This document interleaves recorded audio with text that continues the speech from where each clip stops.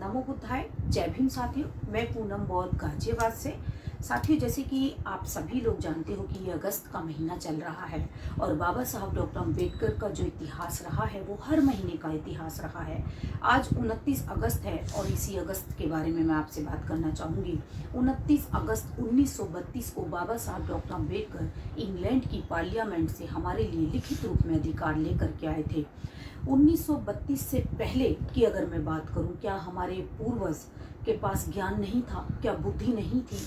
क्यों वो आखिर डॉक्टर, इंजीनियर, आईएएस, पीसीएस, वकील, जज, अधिकारी बन पाए? वो इसीलिए नहीं बन पाए क्योंकि 1932 से पहले हमारे पूर्वजों के पास कोई भी हक अधिकार नहीं थे। जब इंग्लैंड की पार्लियामेंट में बाबा साहब जाकर दहाड़ते हैं और वहाँ पर अंग्रेजी सरकार को ये प्रूफ कर देते हैं कि भारत में वाकई ही दलितों की स्थिति बहुत दयनीय है, तब 29 अगस्त 1932 को संपूर्ण अधिकार बाबा साहब इंग्लैंड की पार्लियामेंट से हमारे लिए लेकर के आते हैं।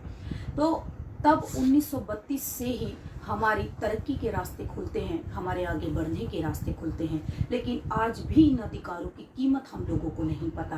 कीमत पता चलती तब जब हमारे बच्चे जूते चप्पलों में बैठकर पढ़ते। कीमत पता चलती तब जब एक एक बूंद साफ पानी पीने के लिए हम लोग तरसते। बाबा साहब डॉक्टर अम्बेडकर ने अपने जीवन के 39 साल तक कंटिन्यू संघर्ष करते रहे और वो उन्होंने अपने लिए नहीं किया, वो सिर्फ और सिर्फ हम लोगों के लिए किया।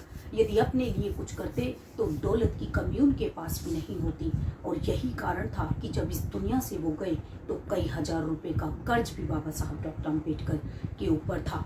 ताइवान जैसा देश पूरे संसार में निःशुल्क तथागत बुद्ध का धाम, और यदि बाबा ना होते पुस्तकें देता है, वो ताइवान देश समझ गया कि अगर बाबा साहब डॉक्टर अम्बेडकर ना होते तो हमारा क्या होता। लेकिन आज भारत के लोग ये नहीं समझ पा रहे कि यदि बाबा साहब डॉक्टर अम्बेडकर नहीं होते तो हम कहाँ होते।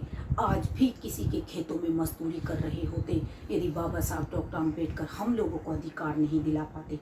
तो बाबा साहब डॉक्टर अम्बेडकर ने जितना भी कुछ हमारे लिए किया बेहद कठिनाइयों से किया।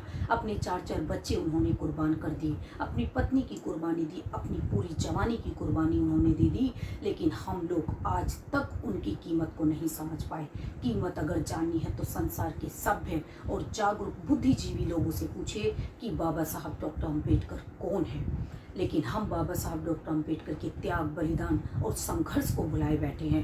बाबा साहब ने कहा कि जो कौम अपना इतिहास नहीं जानती वो कौमें दब जाया करती हैं, और ये बात बिल्कुल सच भी है, क्योंकि हमें हमारे गौरवशाली इतिहास से रूबरू अगर कराया तो वो बाबा साहब डॉक्टर अम्बेडकर ने कराया। लेकिन आज ना तो हम बाबा साहब को मानने के लिए तैयार हैं और ना बाबा साहब की मानने के लिए तैयार हैं। अगर आज पूरे भारत देश में बहुजनों की दुर्गति हो रही है तो वो इसीलिए हो रही है क्योंकि हमने अपने महापुरुषों का कहना नहीं माना।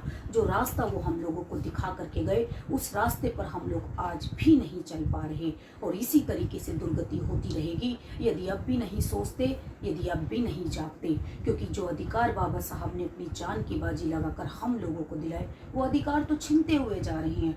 हमारी आने वाली पीढ़ियां गुलाम बनेगी और हमें कोसेंगी कि एक बाबा साहब डॉक्टर अम्बेडकर इतना कुछ करके चले गए और इतने सारे होने के बावजूद भी हम लोग कुछ नहीं कर पा रहे। बाबा साहब यदि कहीं से हमको देखते होंगे तो बड़े रोते होंगे कि इनके सम्मान में मैंने क्या क्या नहीं कर दिया और ये लोग क्या कर रहे हैं।